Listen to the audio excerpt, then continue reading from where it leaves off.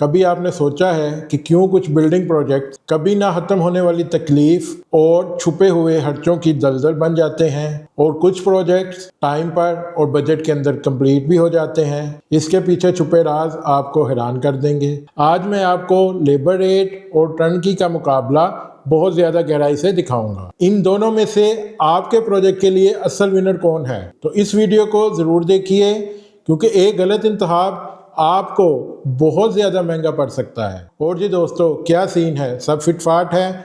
मैं हूं Faisal Mushtaq, CEO AH construction. आज मैं हाजिर हूं एक ऐसे टॉपिक के साथ जो कभी ना कभी आपकी ज़िंदगी में ज़रूर काम आने वाला है। अगर आप अपनी कोई प्रॉपर्टी बना रहे हैं, रेनोवेट कर रहे हैं या किसी भी किस्म के बड़े कंस्ट्रक्शन प्रोजेक्ट के चक्कर में फंसे हैं, तो ये वाली वीडियो आपके लिए एक गोल्ड माइन साबित हो सकती है। इसमें आपसे बिल्कुल सीधी बातें होंगी, नो बकवास। आज मैं खुलकर बात करूंगा लेबर रेट और टर्नकी मॉडल के बारे में और देखेंगे कि ये क्या बला है, इनके क्या नखरे हैं और आपके लिए कौन सा तरीका आपके पैसे और सुकून को बचा सकता है। तो चलें जी, इजी होकर अपनी चेयर पर बैठ जाएं, चाय का कप हाथ में पकड़ लें, क्योंकि ये सफ़र थोड़ा सा लंबा ज़रूर होगा लेकिन बहुत ज़्यादा इंटरेस्टिंग भी होगा। अच्छा जी, तो शुरू करते हैं लेबर रेट मॉडल से। बिल्कुल सीधी सी बात है, इस मॉडल के अंदर आप खुद बॉस बन जाते हैं हर किस्म के मटेरियल के, और लोगों को आप सिर्फ उनके काम के पैसे अदा करते हैं।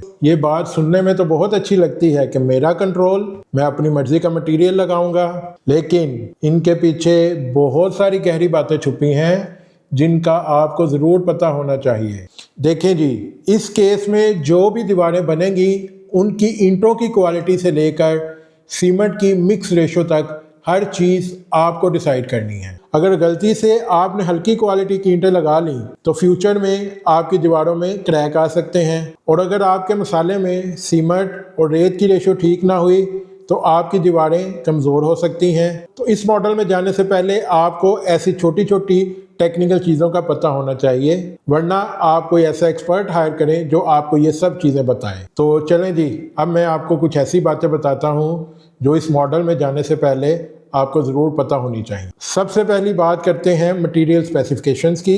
कंस्ट्रक्शन के अंदर इस्तेमाल होने वाले हर मटेरियल की अपनी स्पेसिफिकेशंस होती है, जैसे कि ईंटों की अपनी कंप्रेसिव स्ट्रेंथ होती है, सीमेंट का अपना ग्रेड होता है, स्टील बार्स की अपनी स्ट्रेंथ होती है। तो किसी भी किस्म का मटेरियल सेलेक्ट करने से पहले आपको ये ज़रूर पता होना चाहिए कि आपके प्रोजेक्ट के लिए कौन सी स्पेसिफिकेशन बेहतर है। दूसरी बात है वर्कमैनशिप स्टैंडर्ड, यानी कि लेबर के काम की क्वालिटी। किसी भी किस्म की तमीर के दौरान होने वाले हर काम का अपना स्टैंडर्ड होता है, जैसे कि प्लास्टर की अपनी थिकनेस होती है, प्लम्बिंग की काम के लिए कौन सा पाइप चाहिए और उसकी प्रेशर रेटिंग क्या होगी। और यहाँ पर ये बात याद रखें कि अगर कोई भी काम क्वालिटी के मुताबिक ना हुआ तो फ्यूचर में आपके लिए दर्द सर बन सकता है। तीसरी बात है क्वांटिटी एस्टिमेशन। आपको हर मटेरियल की सही क्वांटिटी एस्टिमेट करना होगी। अगर आपकी मटेरियल क्वांटिटी कम हो गई तो आपका काम रुक जाएगा, और अगर ये क्वांटिटी ज़्यादा हो गई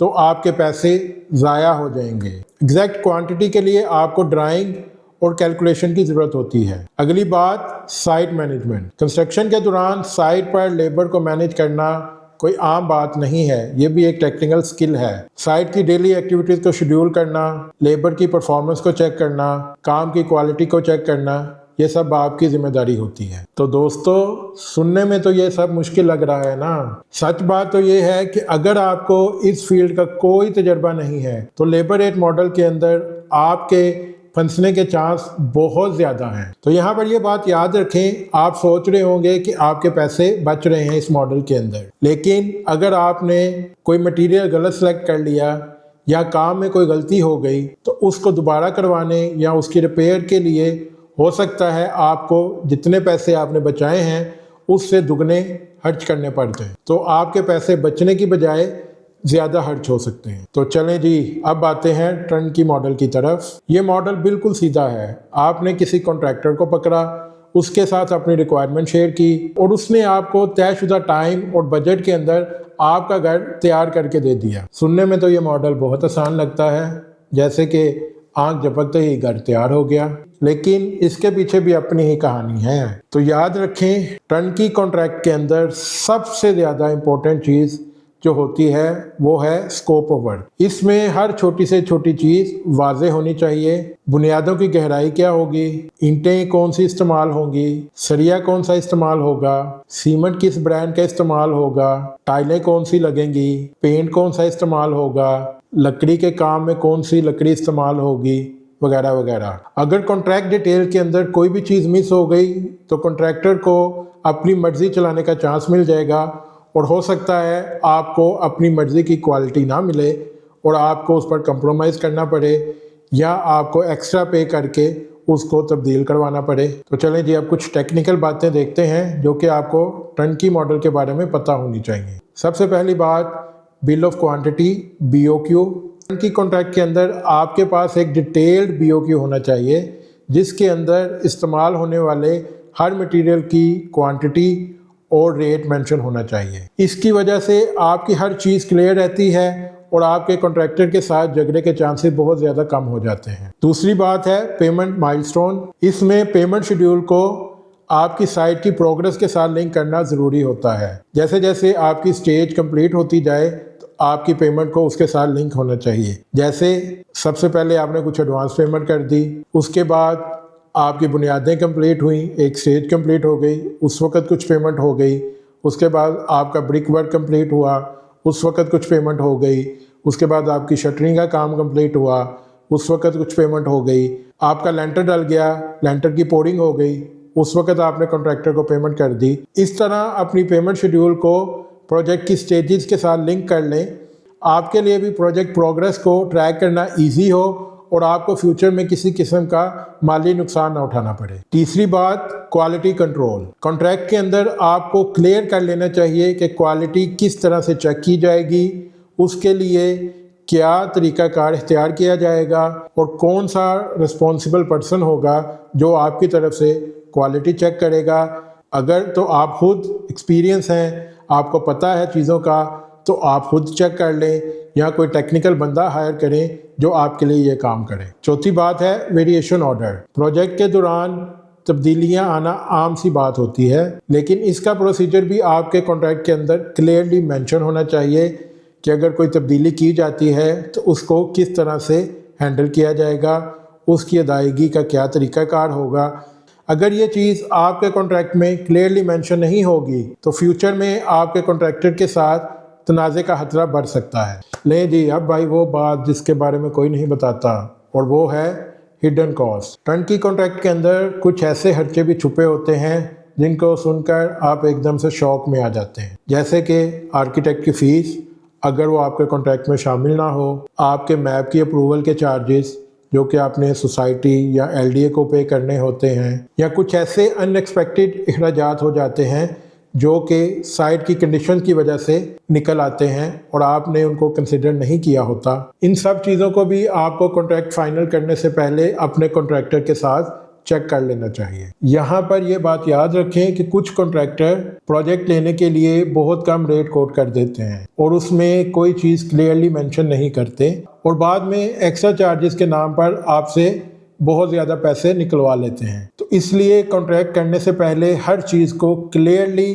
कॉन्ट्रैक्ट के अंदर मेंशन कर लें और वाज़ेह कर दें ताकि फ्यूचर में आपको किसी भी किस्म के एक्स्ट्रा चार्जेस का सामना ना करना पड़े। तो दोस्तों, अब तक मैंने दोनों मॉडल्स का पोस्टमार्टम करके आपके सामने रख दिया है। तो अब वक्त है ये फैसला करने का कि आपके लिए कौन सा मॉडल बेहतर है। इस सवाल का जवाब कोई सिंपल सा नहीं है, ये आपकी सिचुएशन पर डिपेंड करता है कि आपको कौन सा मॉडल सूट करता है और कौन सा मॉडल आपके लिए बेस्ट है। अगर तो आपको कंस्ट्रक्शन के मटेरियल का, उसके दौरान होने वाले तमाम प्रोसेसेस का और उसकी क्वालिटी को चेक करने का पता है, या फिर आपके पास अगर कोई ऐसा बंदा है जो आपके लिए ये सब काम कर सके, तो आपके लिए लेबर रेट मॉडल बहुत ज़्यादा वाइबल और सूटेबल होगा। अगर तो आप एक बिजी प्रोफेशनल हैं और आपके पास टाइम नहीं है कि आप कोई मटेरियल का अरेंजमेंट कर सकें, साइट पर विज़िट करके काम को चेक कर सकें, उसकी क्वालिटी को देख सकें, और ना ही आपके पास कोई ऐसा बंदा है जो आपकी जगह पर ये सब काम कर सके, तो इस केस में आपके लिए टर्नकी मॉडल वाइबल होगा और आपको ये चीज़ सूट करेगी। लेबर रेट के अंदर आप अपने घर की कॉस्ट को कंट्रोल कर सकते हैं, लेकिन अगर आपको परचेजिंग का आइडिया हो तो। लेकिन अगर आपके पास बजट भी है और आप पीस ऑफ माइंड चाहते हैं तो आपके लिए टर्नकी मॉडल बेस्ट रहेगा, जो कि आपको एक पीस ऑफ माइंड भी देगा और एक तयशुदा अमाउंट के अंदर आपको आपका घर भी तैयार होकर मिल जाएगा। लेकिन इस केस में आपका कॉन्ट्रैक्ट बहुत ज़्यादा इम्पोर्टेंट और अहमियत का हामिल होता है। उसमें आपको तमाम डिटेल्स को कवर करना है। जितना अच्छा कॉन्ट्रैक्ट होगा उतना ही आपको पीस ऑफ माइंड मिलेगा। यहाँ पर ये बात याद रखें कि लेबर रेट के अंदर प्रोजेक्ट का सारा रिस्क आपके ऊपर होता है, जबकि टर्नकी कॉन्ट्रैक्ट के अंदर ये सारा रिस्क कॉन्ट्रैक्टर पर मुंतकिल हो जाता है और ये सारी जिम्मेदारी कॉन्ट्रैक्टर की बन जाती है और ये तमाम रिस्क उसके सर पर डल जाता है और आपको पीस ऑफ माइंड मिल जाता है। लेकिन आपको सिर्फ सबसे ज़्यादा इम्पोर्टेंट चीज़ जो इसमें होती है वो कॉन्ट्रैक्ट होता है। उसमें हर चीज़ को क्लियरली मेंशन करना होता है। तो चलें दोस्तों, अब मैं आपको कुछ ऐसी टिप्स देता हूँ जिनको अगर आपने फॉलो कर लिया तो आपके पैसे और टेंशन दोनों बच सकते हैं। चाहे आप कोई भी मॉडल चुने, लेबर रेट मॉडल चुने या टर्नकी मॉडल चुने। टिप नंबर 1, हमेशा एक रिलायबल कॉन्ट्रैक्टर का इंतखाब करें। किसी भी कॉन्ट्रैक्टर का इंतखाब करने में जल्दी मत करें। कॉन्ट्रैक्टर के पिछले काम को चेक करें, जिन लोगों के उसने काम किए हैं उनसे बातचीत करें, उनसे फीडबैक लें और फिर फाइनल डिसीजन लें। टिप नंबर 2, घर के अंदर इस्तेमाल होने वाले हर किस्म के मटीरियल की क्वांटिटी, क्वालिटी, स्पेसिफिकेशन की एक मुकम्मल लिस्ट बना लें और इसको किसी एक्सपर्ट के साथ वेरीफाई करें ताकि आपको हर चीज़ का आइडिया हो और आपको कोई फ्यूचर में मुश्किल ना हो। इसके लिए आप अपने आर्किटेक्ट की मदद हासिल कर सकते हैं। टिप नंबर 3, काम की प्रोग्रेस को और क्वालिटी को रेगुलरली मॉनिटर करें।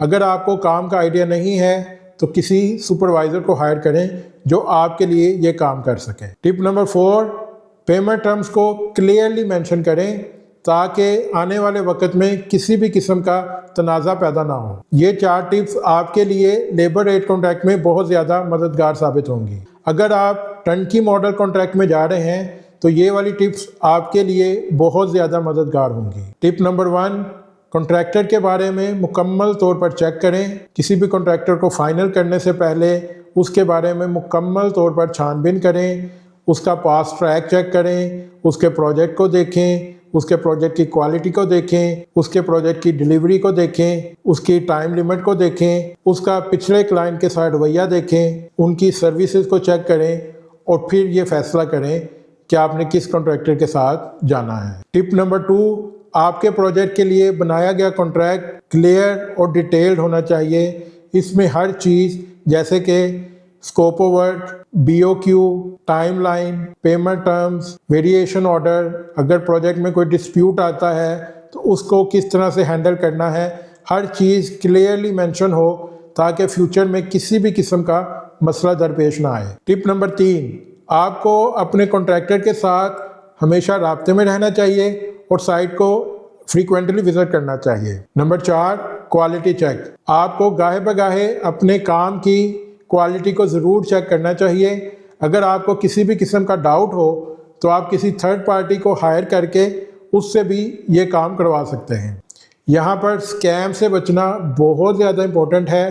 कंस्ट्रक्शन इंडस्ट्री में बहुत ज़्यादा फ्रॉड देखने को मिलते हैं। कुछ कॉन्ट्रैक्टर प्रोजेक्ट हासिल करने के लिए बहुत ज़्यादा लो रेट कोट कर देते हैं, प्रोजेक्ट ले लेते हैं, आपसे पैसे ले लेते हैं और बाद में टाटा बाय बाय। आप उनके पीछे पीछे होते हैं, वो आगे आगे होते हैं और आपका प्रोजेक्ट और आपके पैसे हवा में लटक रहे होते हैं। इसलिए किसी भी किस्म का कॉन्ट्रैक्ट फाइनल करने से पहले मार्केट की रिसर्च ज़रूर करें। 3-4 कॉन्ट्रैक्टर से प्राइसेस लें, उनका कंपैरिजन करें और देखें कि कौन से कॉन्ट्रैक्टर जो एक रिजनेबल रेट के अंदर आ रहे हैं। अगर तो कोई कॉन्ट्रैक्टर आपको बहुत ज़्यादा लो रेट कोट कर रहा है तो उसकी नीयत में कोई खोट है, वो फ्यूचर में आपके लिए कोई मसला बना सकता है। इसलिए हमेशा मार्केट रेट को चेक करें और मार्केट में चलने वाले रेट के मुताबिक कॉन्ट्रैक्टर को सिलेक्ट करें ताकि आपको फ्यूचर में किसी भी किस्म की मुश्किल का सामना ना करना पड़े। किसी भी किस्म के प्रोजेक्ट में स्कैम से बचने के लिए हमेशा पेमेंट का कंट्रोल बेहतर रखें। इतनी ज़्यादा एडवांस पेमेंट ना कर दें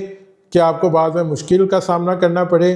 हमेशा अपनी पेमेंट को प्रोग्रेस के साथ लिंक करें और उसके हिसाब से अदायगी करें ताकि आपका कंट्रोल बेहतर रहे और कोई मुश्किल भी हो तो आपको माली नुकसान ना उठाना पड़े। प्रोजेक्ट के दौरान होने वाली हर ट्रांजैक्शन का रिकॉर्ड रखें ताकि अगर कोई फ्यूचर में प्रॉब्लम हो तो आपके पास रिकॉर्ड हो और आप उससे निपट सकें। तो दोस्तों, ये थी आज की video, labour rate versus turnkey models. इस वीडियो में मैंने आपके सामने हर पहलू को खोल कर रख दिया, आपको टेक्निकल इन्फॉर्मेशन भी बताई और फिर आपको स्कैम से बचने के तरीके भी बताए। यहाँ पर ये बात याद रखें कि कोई भी मॉडल हो वो अपने आप में परफेक्ट नहीं होता। आपको अपनी समझ, अपने बजट, अपने रिसोर्सेज के हिसाब से डिसाइड करना होता है कि आपके लिए कौन सा मॉडल सूटेबल है। इसलिए प्रोजेक्ट का मॉडल डिसाइड करने से पहले थोड़ी सी रिसर्च करें, सवालात पूछें और होशियार रहें। और यहाँ पर ये बात याद रखें कि इस प्रोजेक्ट पर खर्च होने वाला पैसा